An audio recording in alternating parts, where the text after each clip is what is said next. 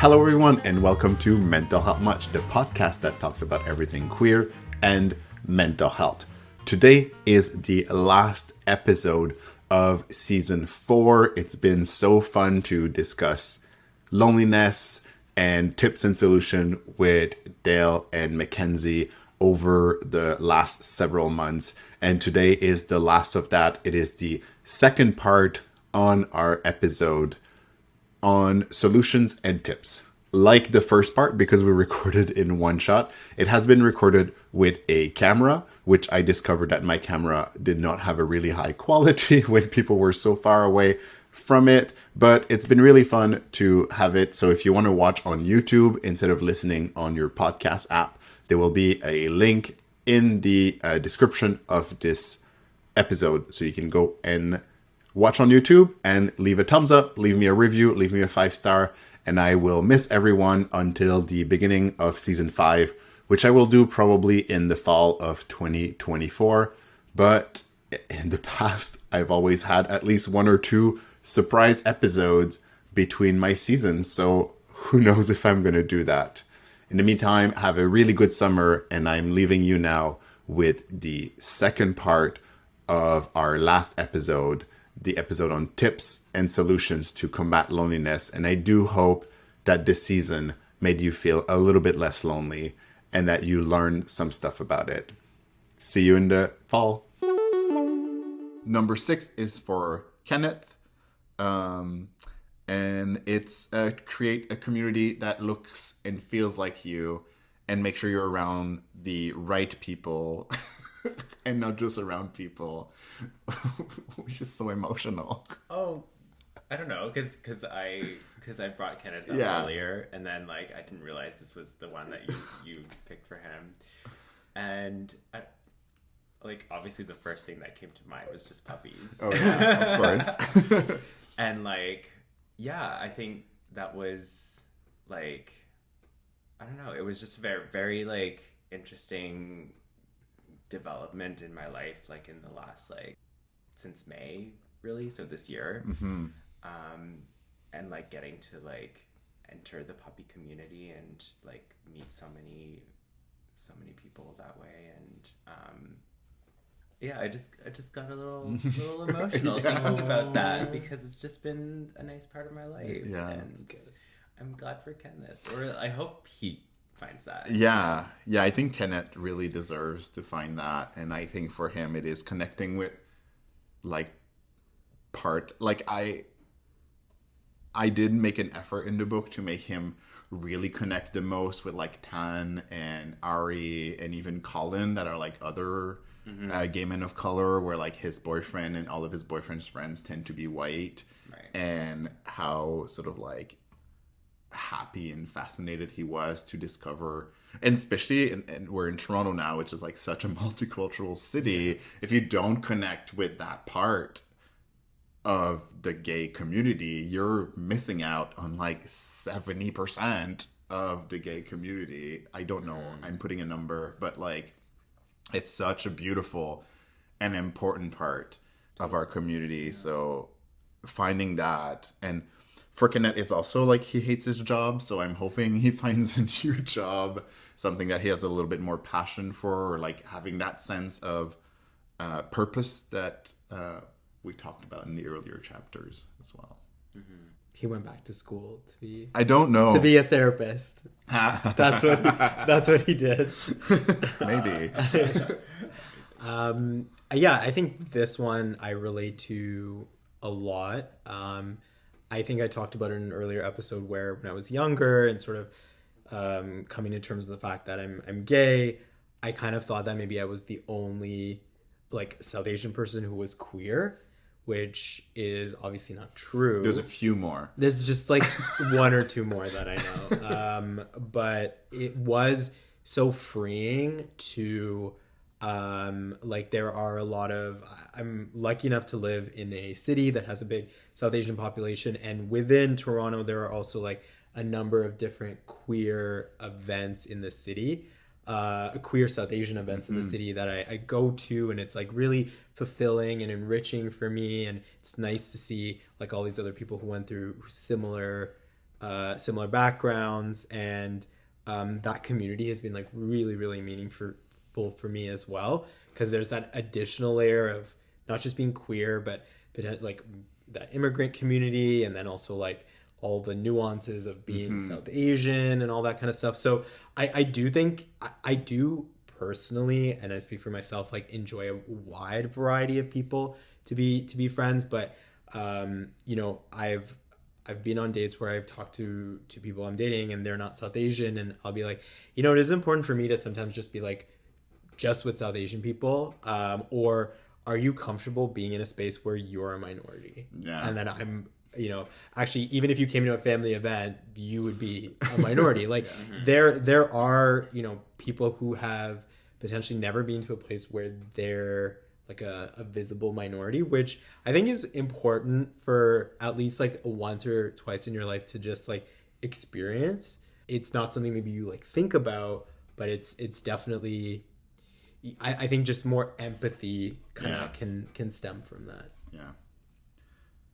And I'm sure even within the South Asian queer community, there are people who look and feel like you and some people who don't. Like, so even in like a sub community, there's probably even divides of like, oh, this feels right for me and this doesn't feel right for me. So it's also about that. Like I was talking about the, I go to dodgeball and then there's this large group of people that I'm not interested in.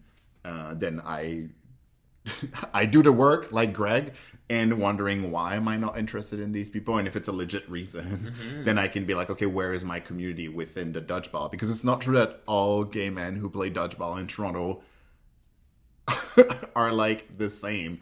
There's like a lot of variation. Yeah, exactly. Yeah, there are definitely like a lot of like sub communities within all those worlds, and finding your own people, so to speak, is definitely, it matters for yourself, but also for everyone else, like to just be together and to feel seen, and you know, to not be in a space where you are feeling othered, whether intentionally or not, you know. That's, I like that word that you seen, like that where you're like, oh my god, you went through that too. Yeah, like that is so that's so comforting. Yeah. Also, I think you should clarify that by sub means something's different for sub community for gay people. I think you mean like the community right under within the community, like subcategories of community. Yeah. But if the sub community is for you, we support that. Yeah. There are DOMs out there. Because I was like, you know, the sub community, and I was like, oh yeah, I'm sure there are subs.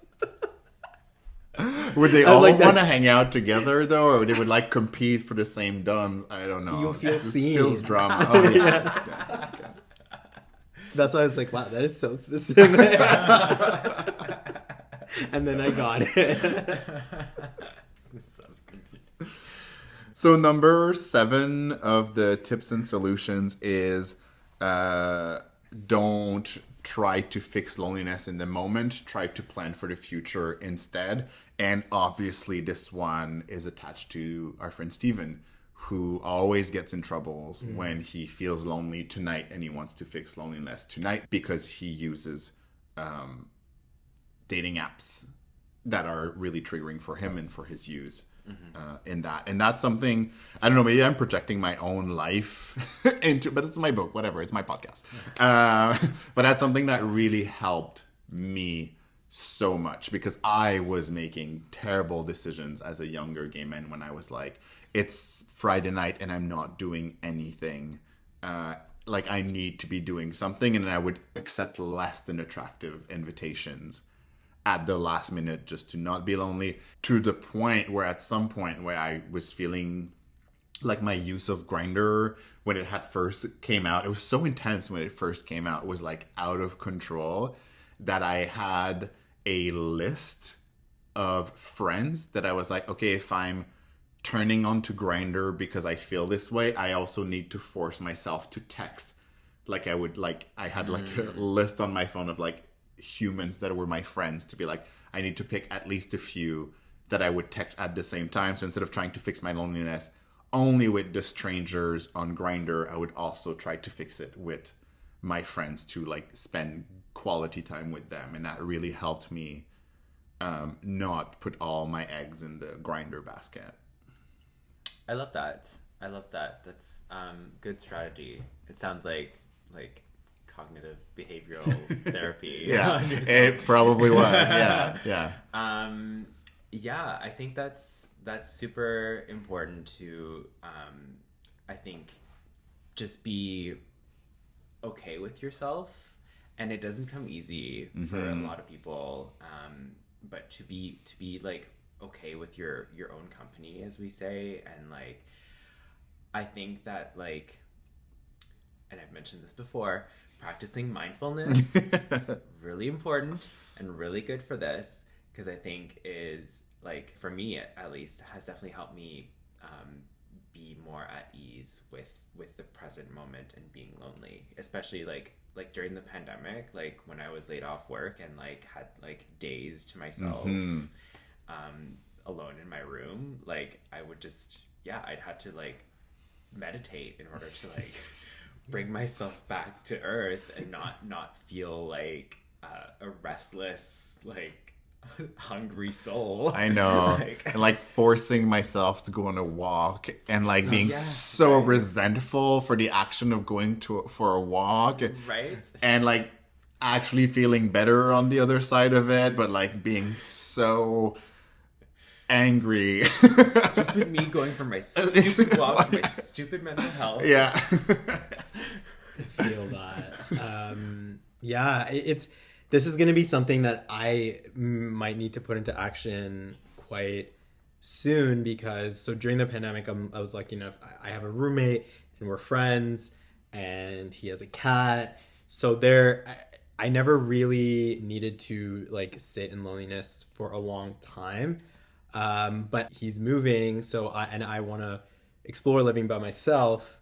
So that is going to be something that, you know, there are going to be days where I'm like so happy to like unwind by myself, and I'm like, oh, it's going to be great. But I know there are going to be days where I've never lived by myself before. So there are going to be days where I'm like, oh, this is new to me. I have to sit in my loneliness. And you mentioned it, like, it's okay to like sit in those emotions. So I think sit in it, realize like what kind of gas tank needs filling, and then how to do it. Again, all easier said than done. And, you know, don't be hard on yourself. There are going to be days where you maybe go for the easiest, lowest common denominator. But, you know, I think as long as you kind of trend upward, I think you're making some progress. And those apps are meant to be like addictive. Those apps are meant for you to, you're like looking for that red circle, you know, you're looking for a message, whatever, you know. Yeah. They're so awful. Like that is just a regular night and I feel fine, and then suddenly I'm on the app and then I feel like awfully and rejected, and I'm like, I'm not even interested in meeting someone and having sex, and yet I feel like I'm missing out now. It's it's so bad. You feel worse than you did when you started. Yeah. I have this weird fantasy for myself that I don't think I've ever voiced out.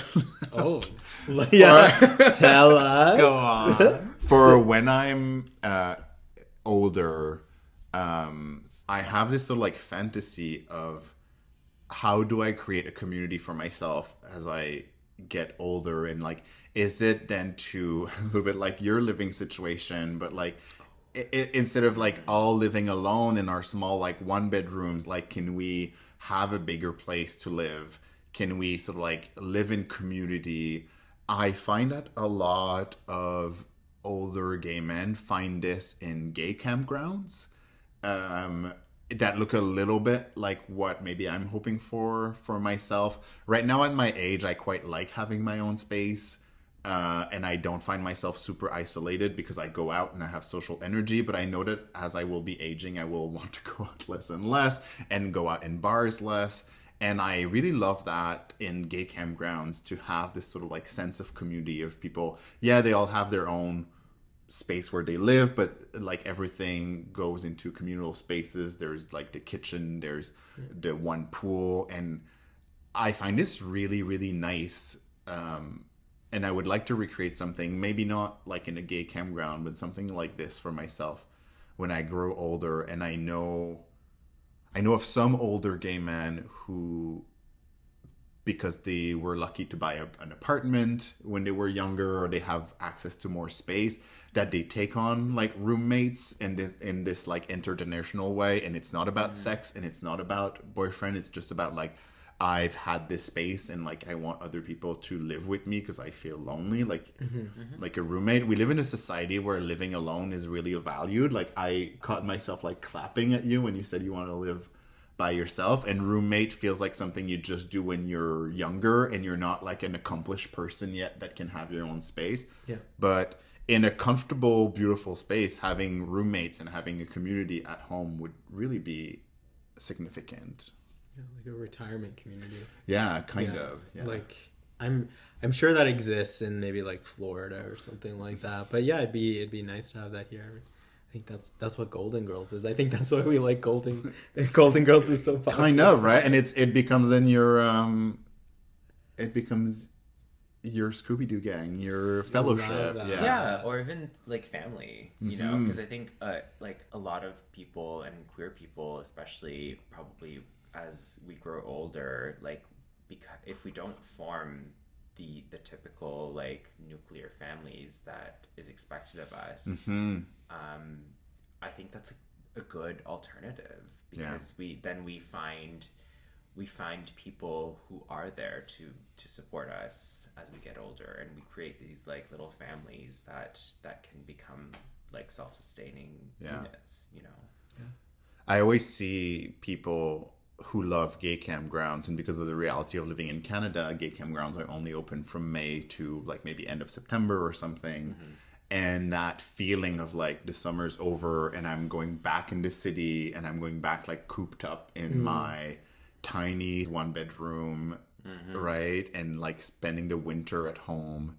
And even that's like a bit of a privilege, because it costs money to go to the campground, and it costs money to like keep an apartment in the city. So a lot of people don't have access to have essentially two living spaces. Yeah.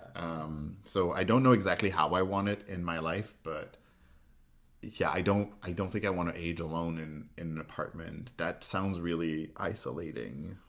Yeah. Absolutely. And I think it's probably not great for one's health, like physical and mental, to age alone. Should we like make a pact now? That we're moving in together when we're like, older. Yeah, like a little like we can like a little triplex, and just, and like literally we in this building we can buy the place. We can have breakfast out in the garden over there. Oh my god! Yeah, like come for a little breakfast. We can have like tea time. I'm already planning our day. I know. I've always thought like the fact that we each have a kitchen. I love cooking. I would not want to like stop cooking, but like communal eating should also be more of a thing. Like if someone's job, like in your apartment, if someone's job was to make all the foods for everyone, and and in retirement houses, it's like that. I was just visiting my grandmother, and they all have their room, but like there's one living room with like some activities, and then one dining room, and they have to go and all dine together, and that's so adorable. And I want that. for queer aging people. Well, we'll make it happen. Yeah. We have a path. It's like queer aging people. Damn. Oops. So mental health much is canceled. I need to go deal with my feelings. Clear my schedule. Number 8. We're going through this rapidly. I don't know. I have no idea how long it's been. Hour and 20 minutes. An hour and 20 minutes. Oh so my we God. are not going through this rapidly.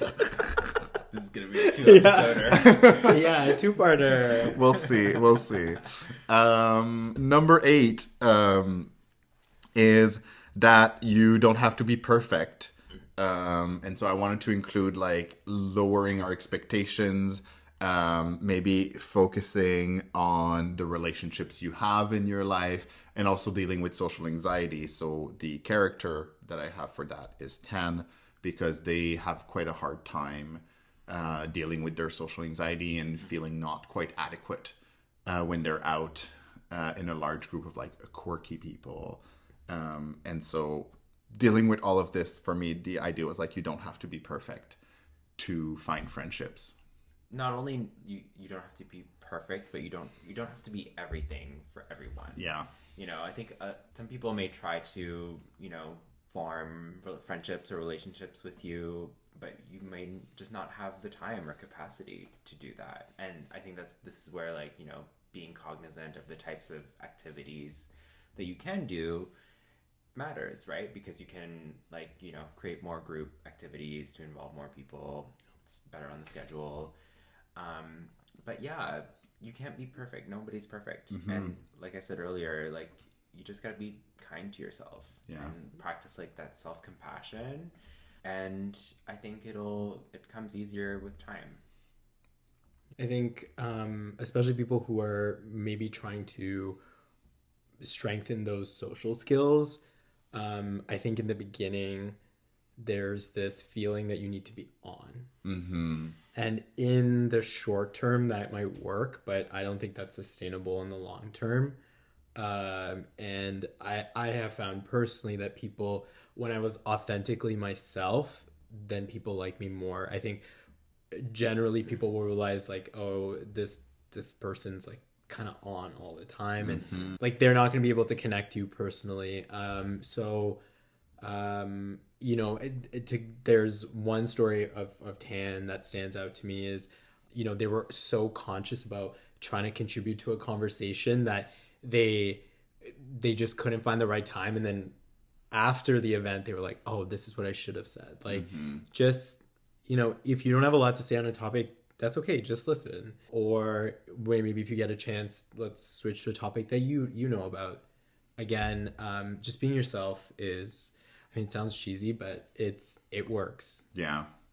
I really forced myself to learn to say, like, oh, I don't know much about this topic. And younger me, especially again with lower self-esteem, was like, it would be like a catastrophe to, say out loud that I don't know about a topic perfectly. And now I'm like, oh, I don't know about this that much. Like, please tell me more about it. And then that becomes a much more interesting conversation than me trying to like flex my knowledge on everything. Yeah, absolutely. Yeah, I think just showing that curiosity can be engaging for the other person too. Yeah. Right. And also, like, if you're trying to BS your way through something you don't know about, that person's gonna be like, this person doesn't know. You're a damn fool. Yeah, you sound dumb. Like, they're gonna be, I don't want to be friends with this person. For Tan, it's also important that maybe they need to realize that their friends don't need to be perfect, but their friends need to be good enough. Like, one of the really touching part of Tan's stories in the book that we kind of overlooked in the rest of the podcast was how they stayed way too long in a romantic relationship when they transitioned, because they were so afraid of being rejected. And then after that stayed way too long in a friendship because they really feel like they owed this friend something, because this friend had helped Tan in a difficult situation.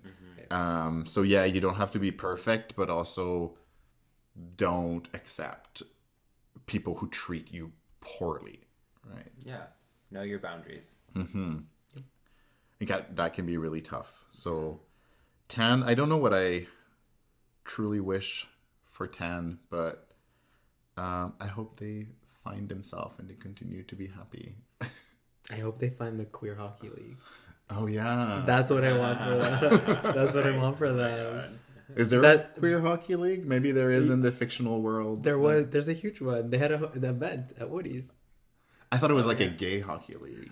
Oh, that's true. Yeah, that's true. Well, I hope they find a hockey league where because that story was so heartbreaking. Yeah. Yeah, I'm not sure how Tan would be comfortable in the gay hockey league.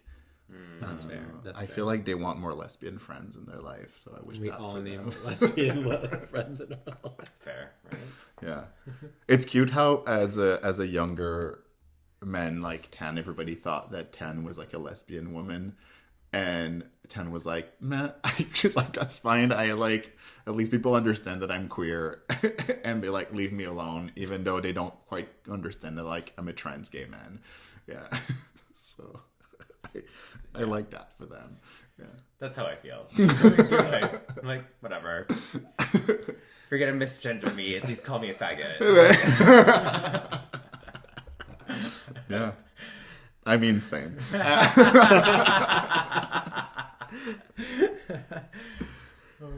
Okay, moving on. Are we done with Tan? Okay. Thank you, Tan. Number 9 is our protagonist, Alejandro. He needs the end of his story as well. So he's going to graduate from his MSW, of course. That's nice. He's going to be such a good Yeah. social worker, even though he's like 23. Sweet baby So Alejandro. empathetic. Yeah. I like in my mind he's very much my type. Yeah.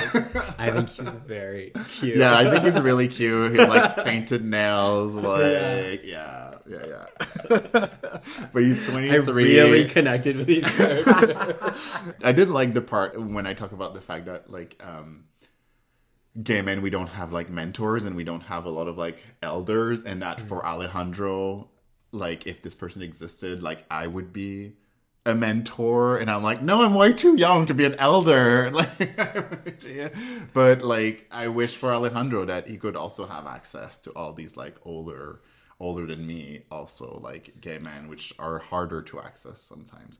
Anyway, his tip, which is tip number 9, I kept it for the end again. It's to use electronic tools, electronic devices properly, and know what you're doing. Be in the right mood when you're on Grindr. Be in the right mood when you're on Instagram. You know, yes, do all the thirst traps that you want, but also like be careful what kind of attention you're attracting or all of these things. So we've talked so much about cell phones and dating apps, but is there anything else to add? Like you said, like just try to be more mindful of how they're using the apps, and like, you know, if it becomes an issue, there are ways to mitigate that, like your own strategy from earlier. Like that I think that's a great tip for this specific point, right? Like to text friends, like if you're feeling in that way and going on Grindr, then to also make a point of like texting someone who's not on Grindr and connecting that way. I also had a list in my phone of like friends with benefits that I could connect with outside of Grindr, that like I was like, oh, if what I want is to have sex, I might as well have sex with someone that I know. I did not use that list quite as much, but it was also like a tool that I tried instead of always having to find a new stranger, to like focus on people that I knew and that had been good at sex and respectful in the past. Right? Yeah. And even, you know, also like I guess listen to the episode on procrastination, because there were some good tips that you talked about. But like just anecdotally, even though like we've talked about it so much and you know these things, it's generally I think I have a pretty healthy relationship with Instagram generally. But you know, in the holidays you see all these like happy queer couples and they're like so pretty and like their tree is pretty and then they're like, oh my god, another like happy like 15 years or whatever. No, I don't know, like happy 5 years, and then like surrounded by presents, and you're like, oh my god, like that's a lot. And it was weird because I had a really lovely like Christmas season with my family, and I was able to see a lot of friends, and it just kind of like ruined my mood for like an hour or two, and then I had to take a break. But it was like, because obviously it's an algorithm, but it's like you saw your explore page was like so much. I never go to the explore page on Instagram. Like it's awful. It's a like so tool random. created to make you feel Yeah. shitty about your life. Yeah. Yeah. So it did that. It's weird though, because it's like it'll be like memes, or it'll be like pop culture, it'll be like cats, it'll be travel, and then obviously very attractive men, and then things like that. So just then put it aside and then focus on something different. Like I went to go play Pokemon and it was fun. That's amazing. Yeah. That's the solution to beat all of solutions. Go play Pokemon. Yeah, And feel better. I had a lot of control over Pokemon, so it made me feel good. And what do you want for your cute little Alejandro? Call me.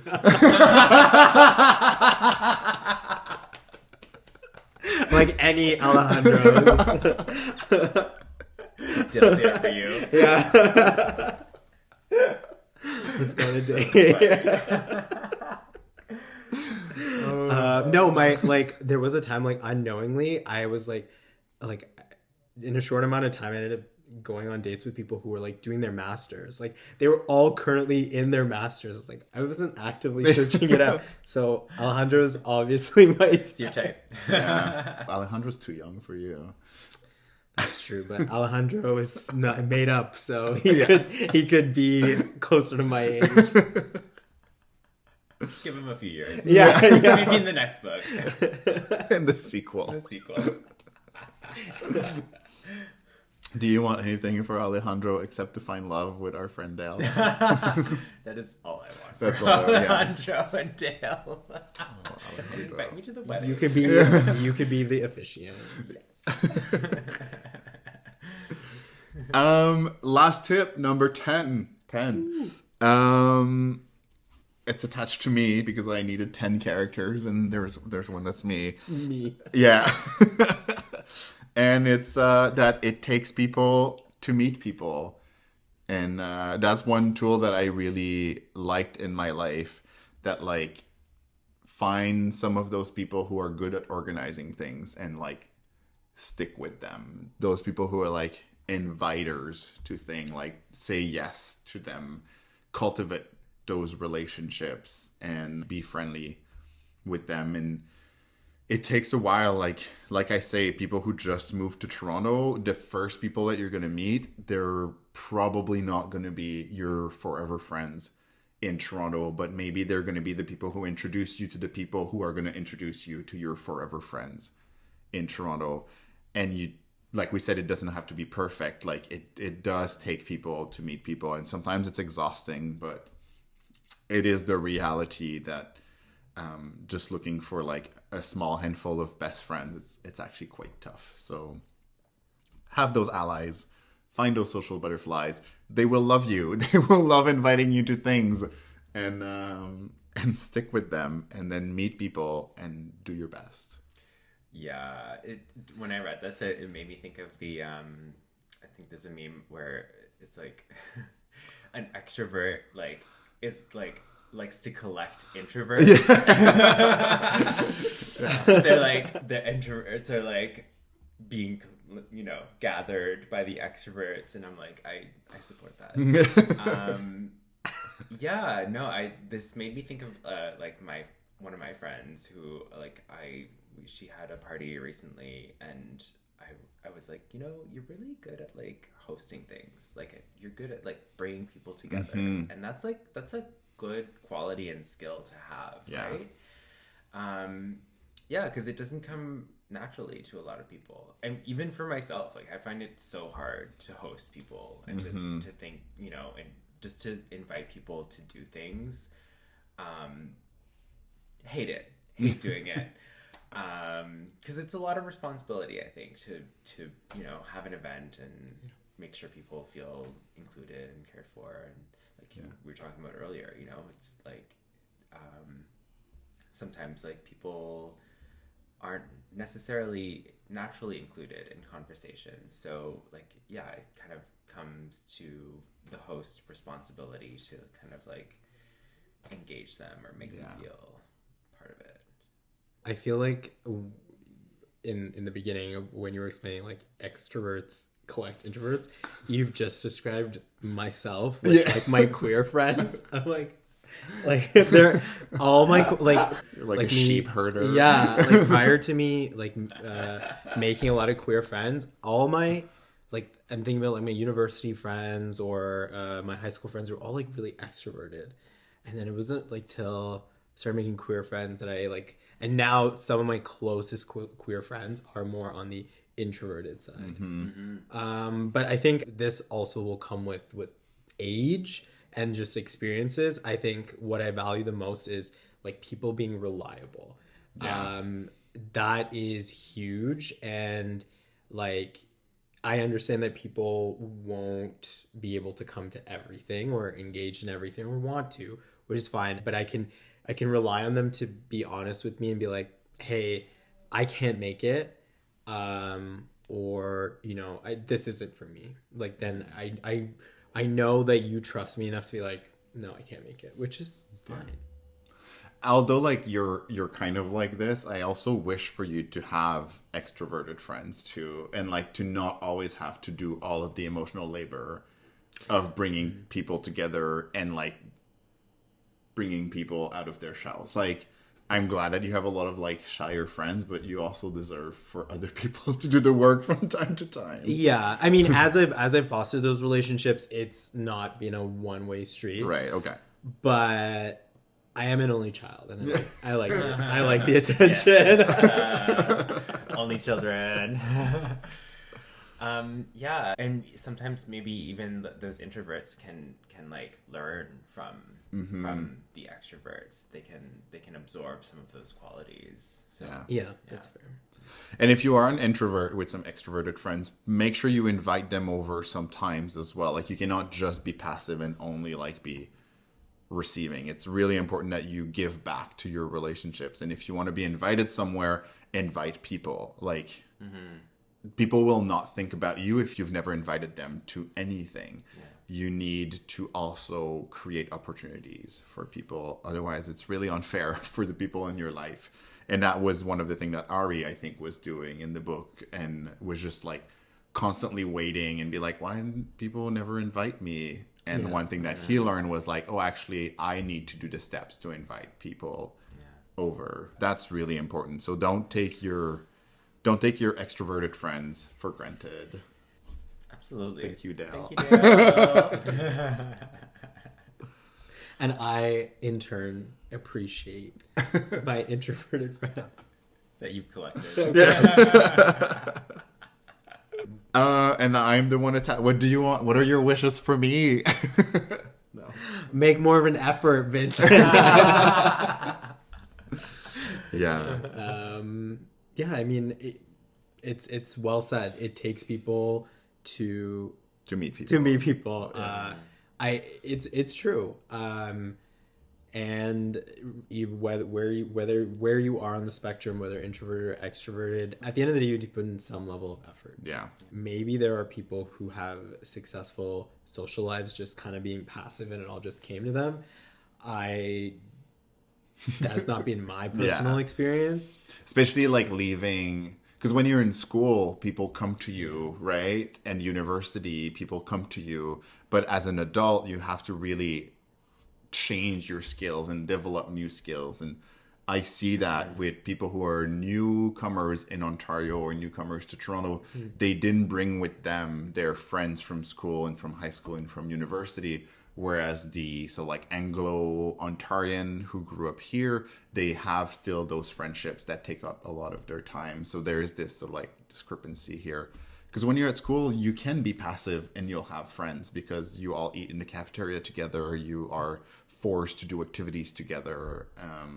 And as an adult, you cannot passively have people knocking at your door to be friends.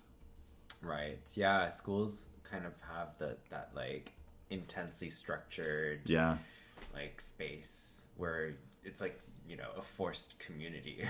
And gives us no skills as an adult to make friendships. Right. Like everyone is like, oh damn, how do I make friendships as an adult? I thought when I moved here and I had such a hard time making friends in Toronto, that work would be that for me, and it fully wasn't. I think culturally in Montreal at my work, we were a like more tight-knitted group. It was also a smaller organizations where I worked. But in Toronto, if you're hoping that your work colleagues are going to be your best friend, like, keep hoping. Yeah. It's not really going to happen. Like, I think there are some cultures where work friends play a more important part of people's lives. Like, I was thinking of, like, a coworker that I had who had a job in the UK. Yeah. And, like going to a pub going after. to pubs after work. Montreal was the same, because like the happy hour was a big thing, like from 5 to 7, like the 5 à 7, where like all the drinks were a lot cheaper. So finishing work at 5 and going to grab a drink after work was like a huge cultural thing. And here it is not a thing. People go home to their dog. People work late because it's stressful, because we have a bad work-life balance in Toronto.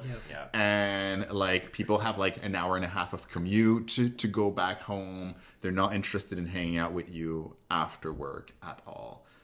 So like, this is a city we live in.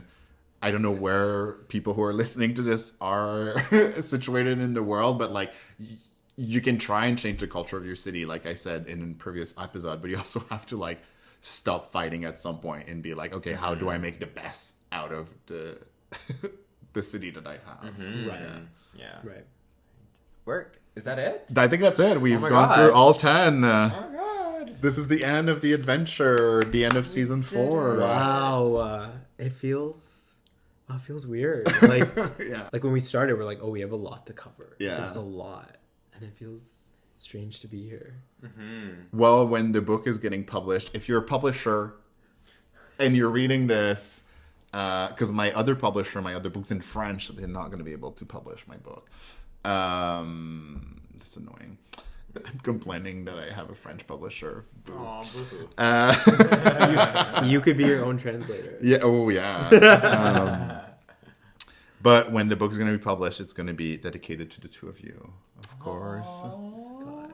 Because, like, why wouldn't It's I? like winning an Oscar. Right? A dedication to me. Oh, cute. Last words of this season, Mackenzie. This was extraordinary. Thank you for having me on. I feel so, I don't know, like energized about having like explored this topic so in depth with you two, and like it was just kind of unexpected because like it's not really something that I gave much thought to, but it is, you know, it is so prevalent in my life and a lot of people's lives that it deserves to have this whole season to it. So thank you for writing the book and Of course. for having us on. Yeah, I appreciate you giving a platform for this topic. And when you talked about it 2 years ago, it was like so big because it was during the peak of the pandemic. And I still think there is so much to explore and talk about, and which we did. I think we covered so much here. I really appreciate it. And it was like a great season, and I had a lot of fun and I learned a lot, and I'm going to be taking like my own nuggets to like explore in my own life. And of course, like the famous unicorn line. Like, Yeah. don't go chasing unicorns. No, what was it? Don't. Don't ride a dead horse. Yeah, yeah. Today's Don't go chasing waterfalls. Yeah, that's it. Don't, but also like don't chase a unicorn and overlook the amazing stallions Yes. that are there. Yeah. Thank you so much for being here. It's almost 4 p.m., so the sun is setting on our date of recording. Episode 3 is coming out tomorrow morning, so that's fun. This is episode like 12, I think, that we've recorded. So it's going to come out in a while. This is the end of this season on loneliness. I hope you enjoyed it. Of course, there will be a link to go read the book, at least the parts that are written. And season 5, I'll take a little bit of a break, but I already know what I want to do for season 5. And it's going to be a season, I'm going to go back to what I did at first to have like one guest per episode. But for season 5, all of my guests, I'm going to use AI and their voice is going to be changed. So all of my guests are going to be anonymous. And so they'll be able to talk about stuff much more freely, and we'll be able to delve into topics that are maybe a little bit more taboos and a little bit more complicated, because they'll be able to do it through like a fully anonymous lens. So I'm excited to see what it's going to look like, because in the first few seasons, I could tell that people were like talking about their life, but like keeping a little like privacy, which I respect, you know.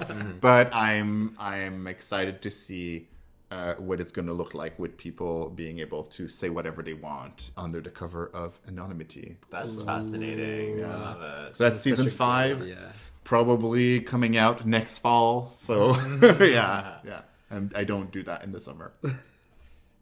Fair. Thank you. That's it. Thanks for listening. Thanks for viewing. Bye, everyone. If you are on YouTube, look at my 4 other YouTube videos. And of course, this is the end of season 4.